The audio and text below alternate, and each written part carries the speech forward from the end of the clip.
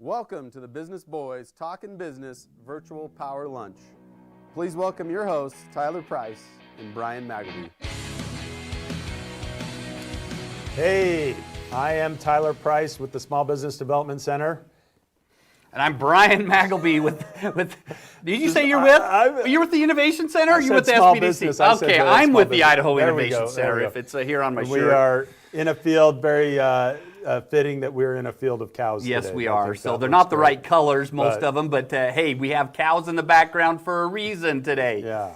So we are excited. We've got a great show. Alan Reed with Reed's Dairy is joining us today. So we're excited to have Alan here. At the end of the show, we're going to be doing a little bit of training on mission and vision statements.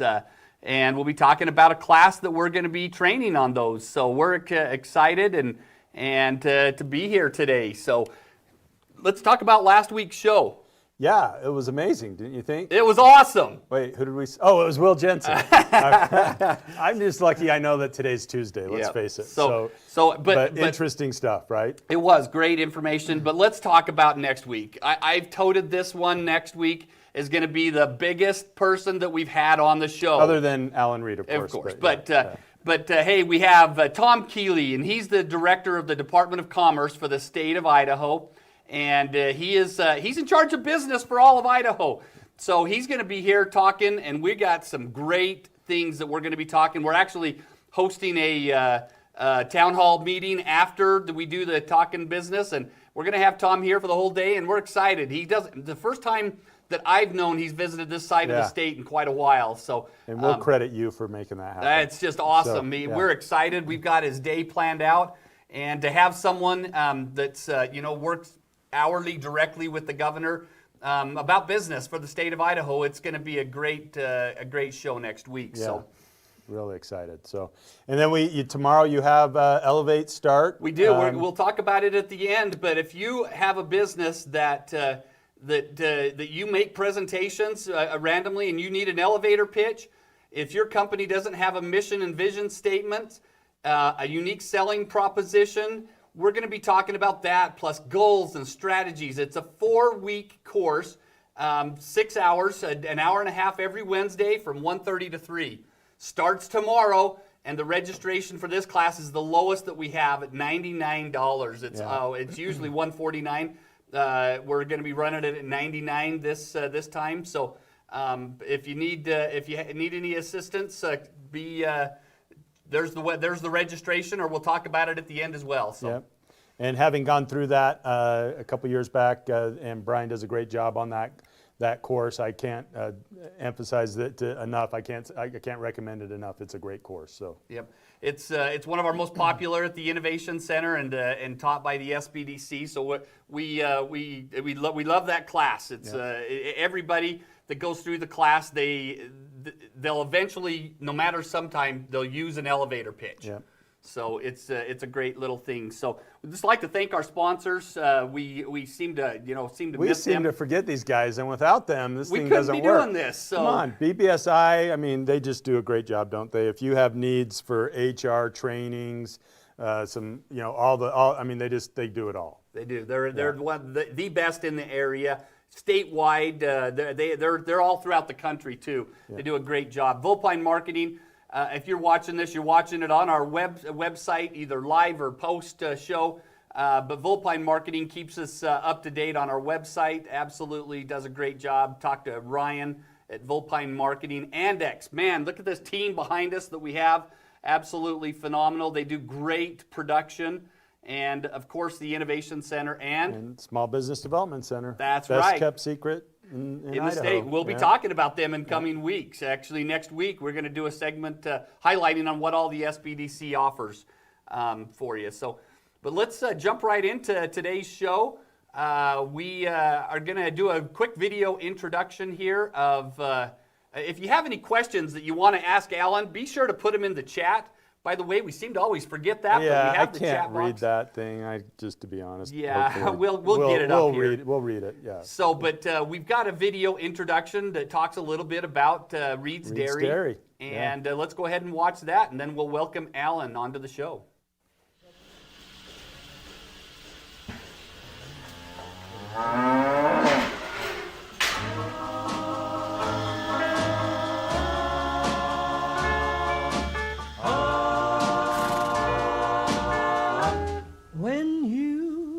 Clear back in 1948. My two brothers and I are the ones that started Reed's Dairy.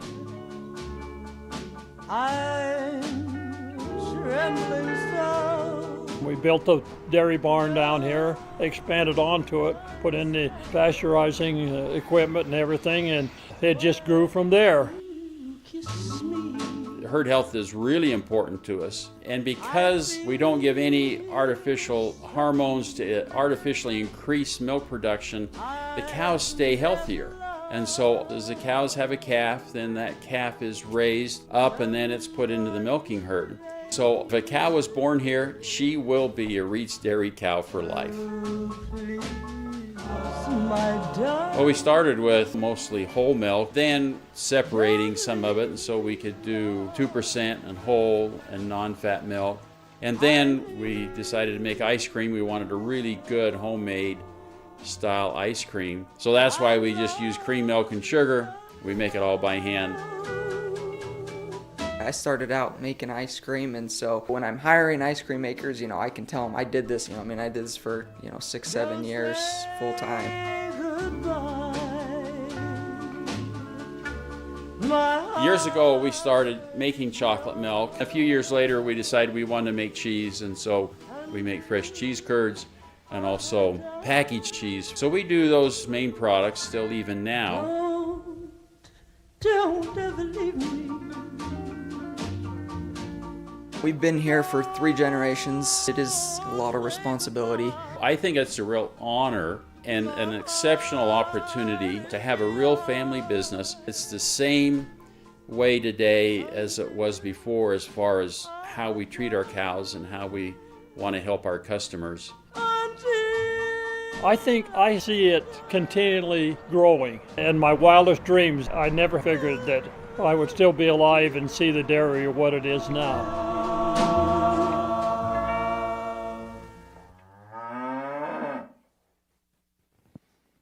All right. Well, thank you, Alan, for being here. And I first have to say, last week was Mike Infinger, not Will Jensen. I told you I didn't know what day. I know, but I was looking for you. Yeah. Anyway, but today's all about Alan and Reed's Dairy, so I'm super excited that you're here. So thanks for having me here. So pretty. There's some pride and ownership in what the family has built, and it started with not just your dad.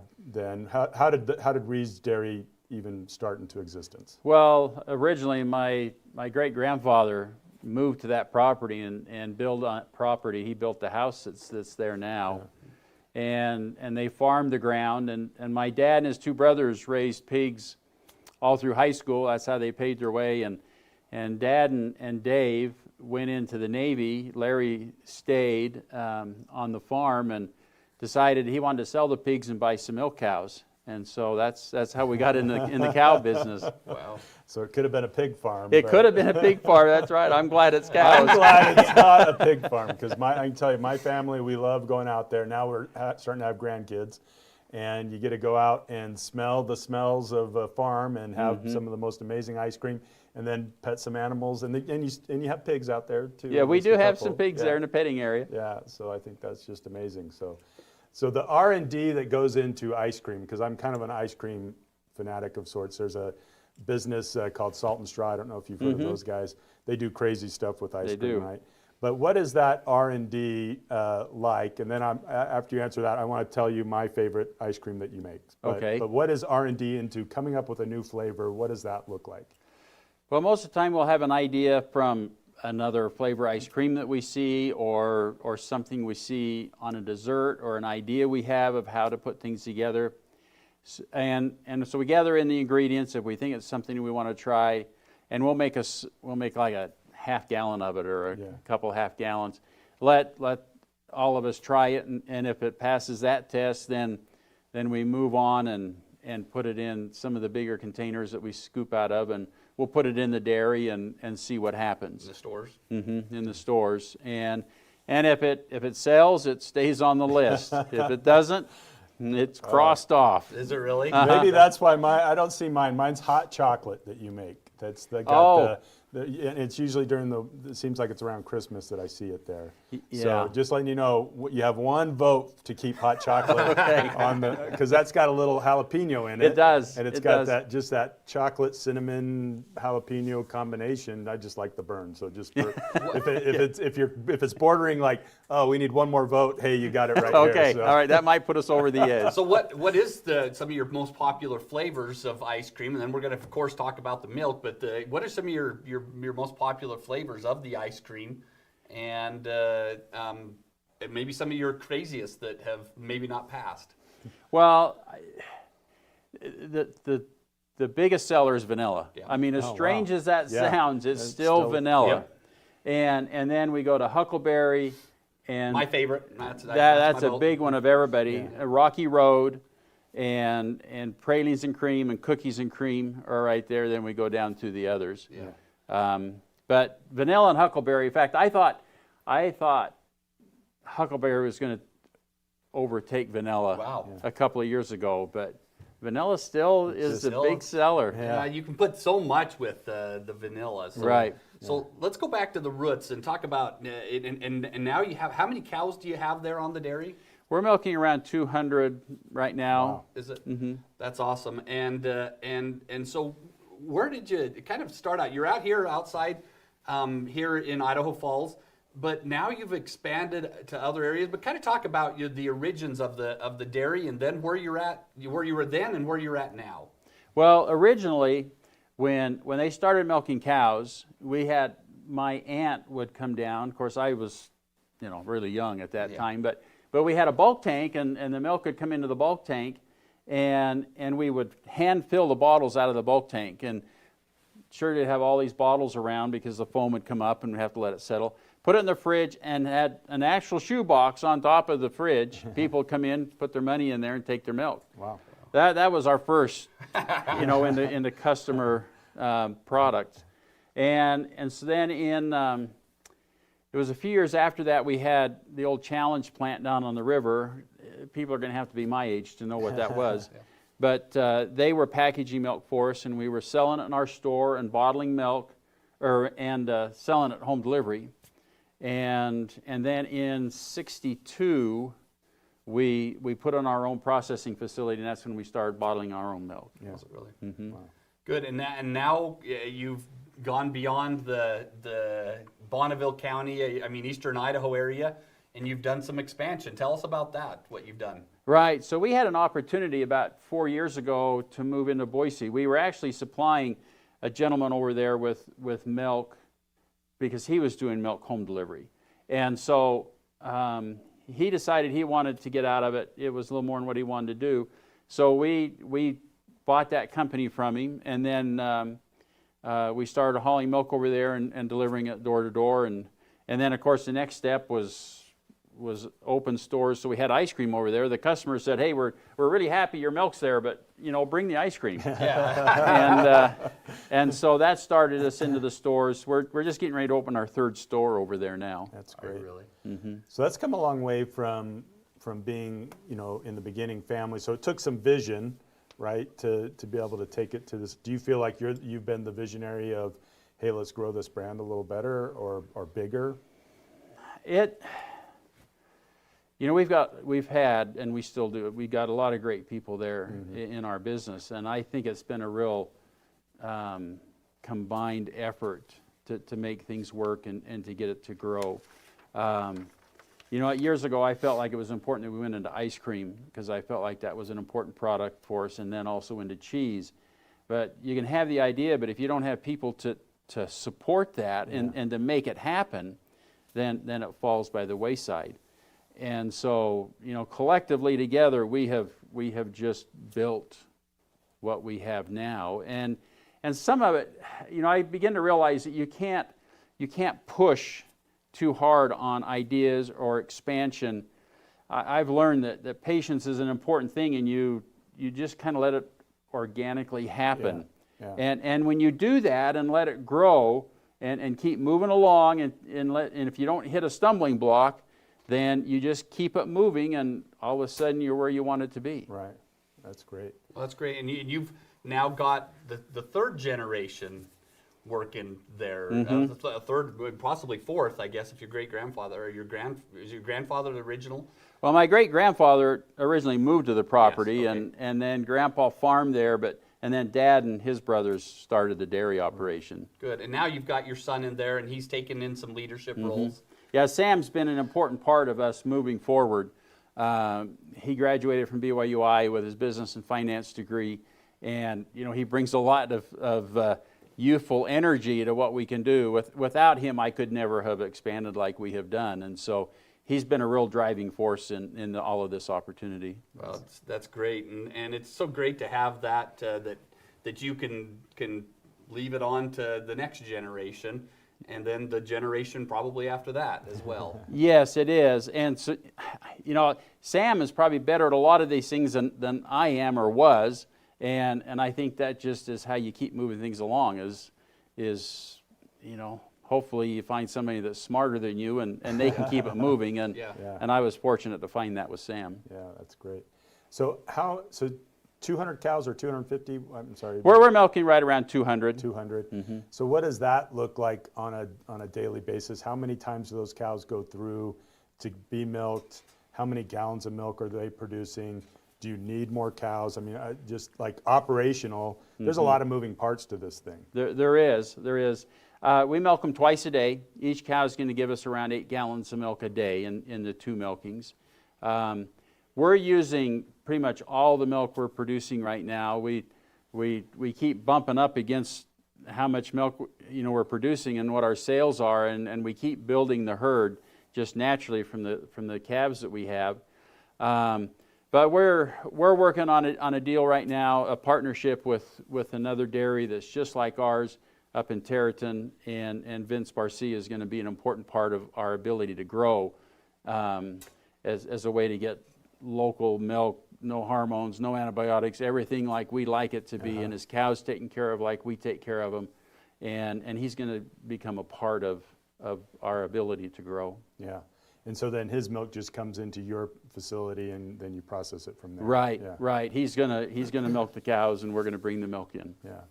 No, I think that's. I like ag. I just like watching it. The thought of doing it is semi-appealing, but I think actually doing it and thinking about it are two different things, right? Mm-hmm. But no, Right. that's pretty. So what are some of the other moving parts? Because you have. Are you growing your food for your cows yourself, or where?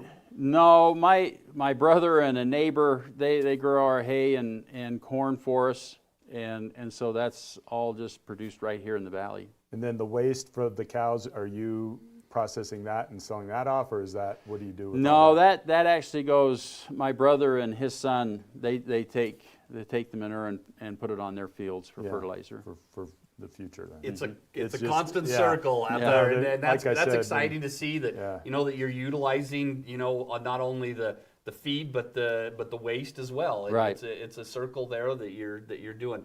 So we've talked about the milk, we've talked about the ice cream, of course, but there's other products that you have, the cheese curds. My mouth's watering here as we're talking about all this stuff. But tell us about some of the other products that you have as well. Well, yeah, cheese is an important part of our business.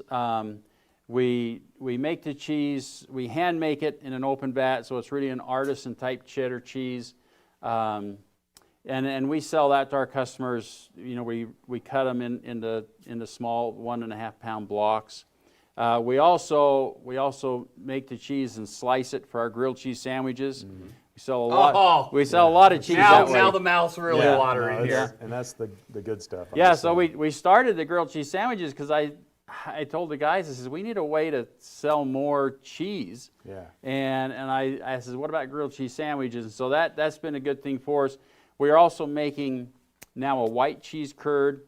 And then we just started about 2 weeks ago, starting a pepper cheddar cheese. So it has jalapeno and habanero pieces in it, and that's Boy, that's a really nice cheese. I'm really pleased with it. That would be one of my favorites there. But So with your schooling, then, are you the mad scientist behind all the development, or how are these things being developed? Well, yeah, I don't have a food science degree, but people do tell me I'm more of a mad scientist than a food scientist, because we do a lot of things that are not normal in the food industry. But we've got a production manager now, Nick Spells, who he's really creative. And so if we come up with an idea, you know, he's grabbing a hold of it. He's been in the dairy industry all his life, and he's really good at creating and bringing forth an idea that we might have. Yeah. No, that's. What do you see the future of the dairy industry? Because it's solid. People enjoy it. At least it appears solid to me. But what do you see?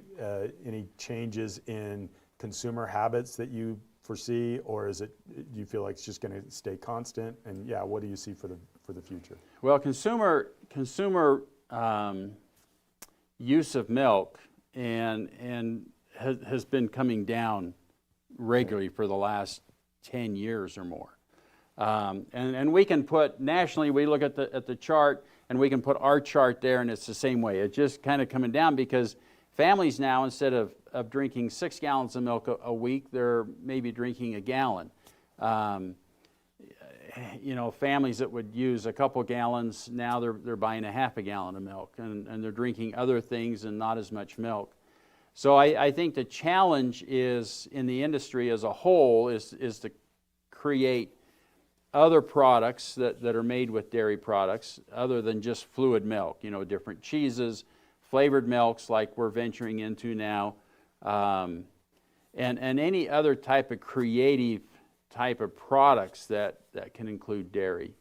It's going to be really important that we stay creative in the products that we make out of milk. So that's what you see. It's not just doing the same thing over and over again. It's like, what can we do to put a spin? Because Salt and Straw, for those that don't know, have you gone to... I've been in one of their stores. I mean, their goat milk vinaigrette ice cream, right? That's the one I go for. If I'm in Portland, or I don't go to San Francisco anymore, that place is crazy. Even Portland scares me now. But, but I'll say that was the ice cream that I was like, oh, I got to taste that. Yeah. And it was, I thought it was really amazing. So. Yeah, they're creative. I mean, there's a company over in Boise, the Still. They have several ice cream stores there. They're the same way. Yeah. They've got some really interesting and creative flavors. We've kind of stayed more traditional. Yeah. I mean, we come out with new flavors all the time, but we haven't got into the basils and vinegars and all those kind of things at this point. But yeah, we've got to have creativity in what we do in the dairy industry. So the chocolate milk is, I've never... To die for. Yeah, I've never had a chocolate, like yours is just... To the choir here. There's chocolate milk, and then there's Reed's Dairy chocolate milk. Yeah. So not asking what the secret sauce, but that took some vision to be able to make, because yours is distinct, to me, is distinctly different than anybody else. Right. So who was the mastermind behind that one? Well, I probably was the driver on that one to really specify the formulation, and it come about, I mean, we were making chocolate milk, but to get it to where it was now with the flavor profile and the richness of it, it came about kind of just happened as I was running the plant when our production manager was on vacation, and realizing how things were working and how we could make it richer. And so we standardized that formula. We also added potato flakes to it, which creates a really interesting mouthfeel to it, and adds some extra nutrients besides. So yeah, that product, we bottle thousands of gallons of that every week. Wow. Yeah. That's great. A question came up here, a comment that they get the grilled cheese with the white cheese curds every week. That's great. And then a question came in from Linda, do you process the whey? Yeah, that's a great question, because a lot of cheese manufacturers, you know, there's several companies that they make cheese to get the whey. Oh, okay. Because then they dry the whey, and it's turned into different protein products and other food ingredients, and it's worth a lot more money. We have such a small amount of whey that it would be difficult for us to use any. We were feeding it back to the cows for a while. Right now, and that didn't work really well because we couldn't stay consistent in the cow's ration. And so we really don't do anything with the whey. It actually is pumped out with the rest of our water out and irrigated on the pasture. So, but we just, we make put 800 gallons of milk in a cheese vat at a time. That gives us around 700 pounds of cheese. But the amount of whey out of there, it just isn't that much. It isn't economic. So is that something that if you started scaling that you would revisit that, do you think? Or do you see yourself needing to scale? Well, we're definitely growing our cheese business, and we've had some conversations about ways that we could use the little bit of whey that we have. I think in time we'll figure out an economical way that we can turn that into a product. Right. Reed, Alan, it's been interesting to see how you've evolved through the generations, but I wanted to talk about the marketing as you've talked about. You're staying ahead of how things are changing, and maybe the usage is going down, but you're having to make those changes. A couple of weeks ago, you spoke at a conference here where we're at the West Bank and talked about marketing and stuff, and I actually got one of the books that you gave away, and it's been great. Talk to us about the marketing that you do and what you've done in that to keep yourself current. Well, current's an important thing because we have changed the way we market consistently over the years. What worked 10 years ago just does not work now. Yeah. And so we have found that we're more with social media, those type of things, Instagram, all the social media stuff. It's important for us to stay on top of those and current. I have one person that does work for us, and that's what Cindy does, is she takes care of all that social media and make sure we have pictures on there and what our promotions are and our new stuff. And so, we have still tried some direct mail and some other things, but right now social media is just where it's at. So yeah, we have so great cheap conversion. That you can get it, and the amount of impressions. I think you mentioned in your thing that 20 years ago, all you had to focus on was the yellow pages, being in the yellow pages, and how now you're spending it totally different. You would laugh at what you spend it on 20 years ago. But you have to be creative. I mean, your ads, even on social media, you have to know how to word them, what to say, and it takes more than just writing a post. Yeah. There's science to that. It is. What a great businessman they are here at Reed's Dairy, and we appreciate your time being here. Is there anything else that we haven't talked about that you'd like to tell us about? Maybe some things coming down the road for Reed's Dairy. Well, we're going to rotate through flavored milks, and that's going to be an important part. We're actually looking at building a new processing facility in the next 2 to 3 years. Wow. Because we've just outgrown what we have there now. I think, we're just going to continue to expand what we're doing. Our goal is to provide the greatest experience for someone, whether they're on our route or in our stores, as they come and partake of our products. And we're looking at northern Utah for some stores and expanding that way. And again, all of our growth, I just preach that it's important that we have patience and we let things happen kind of naturally as you look at new adventures and new ideas. And if it works, it's going to continue to progress until it reaches where you want it to be. And it's a little bit like that quote you asked me about. It says if you start right, you can stay right, and that's important. Yeah. That's good. Let's go to that quote right there, and you go ahead and go through this, and it's a great way to end the show here. Well, this is something that I've got on my whiteboard in my office that stays there. If we start right, it is easy to go right all the time, but if we start wrong, it is difficult to get right. And I've just used that as my philosophy over the years, because if you do start right and you have the patience to stay that way, you're typically will have success. But if you get wrong, it's really hard to get back on the path where you want it to be. Businesses go under because they go wrong instead of having the patience to stay right. Yeah. Very good. Well, we appreciate that. Is some great, valuable information for all the entrepreneurs that are out there watching us throughout Idaho. And we appreciate your time, and that quote is absolutely phenomenal, and I hope that other businesses will learn from that. So thank you, Alan. Thank you for your business. I call you one of the business geniuses here in this area. Oh, you're very kind. And that is, and what a great business that's been here, and it will continue to be here in Eastern Idaho, and as they expand it out to the other side of the state, and it's exciting to see the growth. And if you haven't tried one of their products, you've got to be crazy, because Where have you been, right? Yeah, exactly. They're absolutely phenomenal. Everything they have is just awesome. So thank you, and thank you to Reed's Dairy here, being a great part of the community here in Eastern Idaho.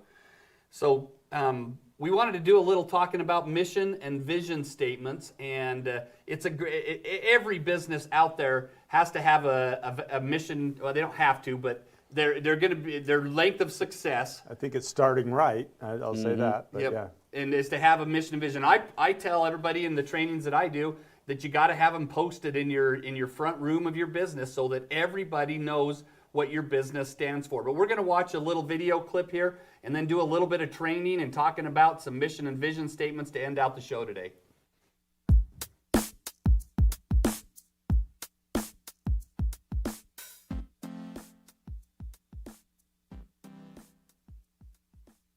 Hi, my name is Erica Olson. Today's whiteboard session is on how to write a mission statement.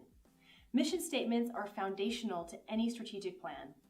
You normally build one after you developed your SWOT and before you go into the rest of your planning process. It's foundational because it answers the question, why do we exist? It clearly explains the space that we play and what's in and what's out of what we do. And it's not where we're going, which is vision. So let's break it down. We use this example to explain the components of a mission statement. We use this checklist to talk about what makes a good mission statement, and we'll walk through a simple process to create yours. So let's jump in. The example we have up here is Google's, and we love using Google's examples because they're great, and why not borrow from the best? So starting with our mission, I like to start it with our mission because it gives us a place to go and keeps us thinking about mission. You might get rid of it later, but start it there.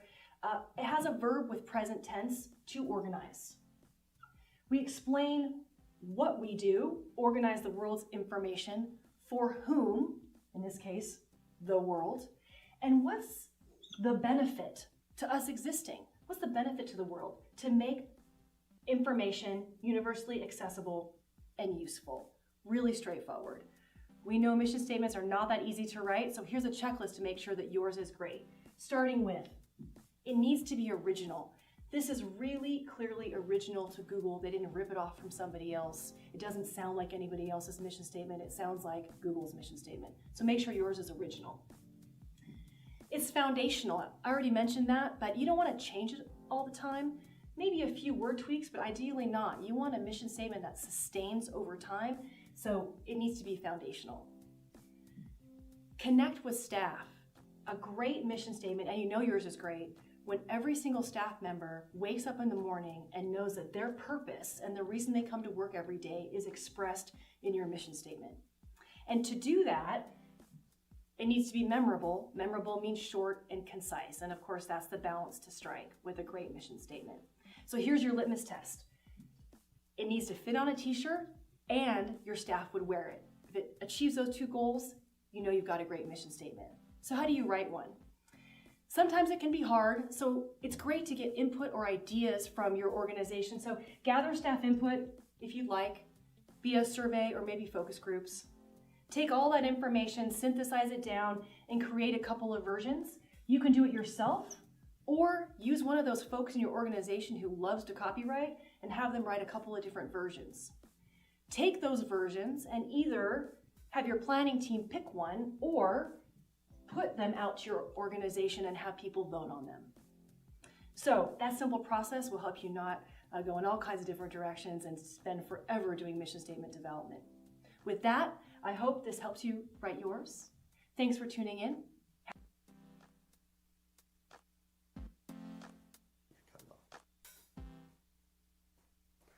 Good deal. Great information there, but that's just a sampling of what we're going to be talking about in our Elevate Business class that starts tomorrow, 1:30 at the Idaho Innovation Center.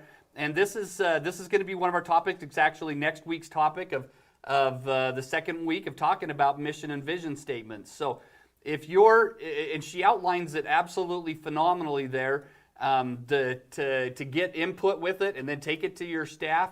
But let's just talk about mission and vision statements. Vision statements are the kind of the longer term, 5 to 10 year kind of, where do you want to be? What's the long-term objective going to be of your company? And then the mission statement? Yeah, that's kind of the roadmap of it all. This is our why. This is how we're going to go about it.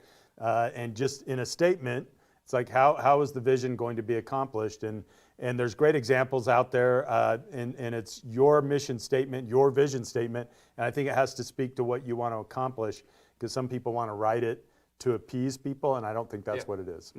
No, but it is, like you said, the why of what you're doing and the roadmap to get to your vision statement. And we're going to be going over things like this in the class. And so if this rings with you and you would like to learn more about a mission and have someone, it's an hour-and-a-half class every week, and probably over a third of it is going to be just brainstorming. What is your elevator pitch? What is your mission and vision statements? What are your unique selling propositions and things like that? We're going to be going over in this class, and we will be reviewing their elevator pitches every week. By the end of the class, you'll have a solid elevator pitch. So when you're up at the chamber luncheon that's right outside the door, like it's going out there today, and you get put on the spot, what do you do that you're not going to get up there and spitter and sputter about what you do, that you're going to get up there and have a canned presentation that is unique to your business. Yep. No, and I know, again, that anybody thinking that, hey, I need to get involved in something, this is something I would highly recommend. In fact, Brian, you're making it cheap. We're giving something away, right? So let's, we gave away one last week. I think they've got signed up for the class, and so we're excited for that. But we got $50, so we're going to make it so the class is only $49. $49, yep. So we got a little trivia question last week that we had them shoot me a text. Mike, if you write this number down, 208-520-9400, or Tyler, 208 360-1461, not as cool as Brian's. That's right, but it's close. Yeah. And if you want to text that or shoot us an email, whatever is the best way to contact. By the time of the end, the show ended last week, I had both a text and an email, and so it's great. But the question is, how many generations have been running the dairy there at Reed's Dairy? That's the question. Get an answer to it. To Brian, and I've got 2 of these certificates that we're actually going to give away. So get the right answer. It might be a little bit of a trick question, but so answer that question. Shoot us a text, shoot us an email, whatever works the best for you, and you'll get a certificate. And if it doesn't make sense for you, you can give it away to another business owner if you want. There you go. Class starts tomorrow at 1:30 at the Innovation Center. We're also can do it by Zoom if you need to. If you're from one of the outlying areas and would like to participate via Zoom, we can facilitate that as well. Thank you for the questions today. Thank you for our sponsors, BBSI. We couldn't do this show without you. Thank you, BBSI, yes. And Bullpine, now that you can't just mention one of them. All right, Andex, Innovation Center, and the SBDC, right? It is, and great. These are great people that make it work. Once again, next week, it's the biggest show that we're going to have. Tom Keeley, the Director of the Department of Commerce, next week. Tune in. It will be our biggest show. If you're interested in coming to the town hall meeting with him, shoot us an email. It is an invitation only. You can't just show up to that meeting. So shoot us an email, and we'll look at getting you an invite to that. And thanks for being here for Talkin' Business. Thumbs up.